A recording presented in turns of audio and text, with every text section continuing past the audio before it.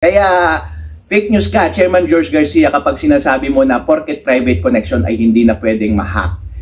Hindi totoo yan. Pwede pa rin ma-hack kasi yung hacker mismo, private connection ang gagamitin niya para i-hack yan. May hack kasi corrupted yung source code at meron ng sariling daan yung source code para sa isang hacker na gawin yung dayaan at yung daanan na yon ay private connection. Alright? Chairman George Garcia, kapag ikaw ay nag-e-explain, akala mo alam mo lahat at pinapalabas mo na sinungaling ako at nagsasabi ka ng mga bagay-bagay na hindi totoo, na hindi ko naman sinabi, hindi totoo base sa mga rules, hindi totoo base sa totoong practice sa IT. Ikaw ang fake news, Chairman George Garcia, dapat ikaw ang kinakasuhan eh.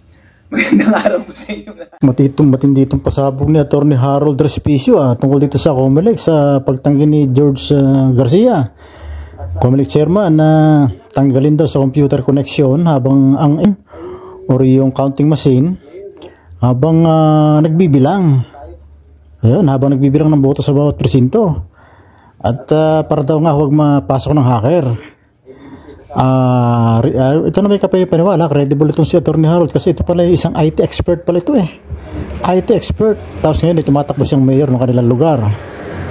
So maganda yung kanyang proposal na ito para ikangay maiwasan kung hindi man mabawasan kung hindi man maiwasan tuluyan yung mga hacking na yan. Kasi maganda yung paliwanag niya eh, na talagang pwedeng ma-hack. At itong counting machine ng COMELEC, napakaganda ng kanyang katanungan dito sa kanyang huling video. Alam na raw ang sagot kung bakit ayaw pumayag ni George Garcia. Ibig sabihin ito ay talaga nagkaroon ng hocus-pocus noong 2022 election.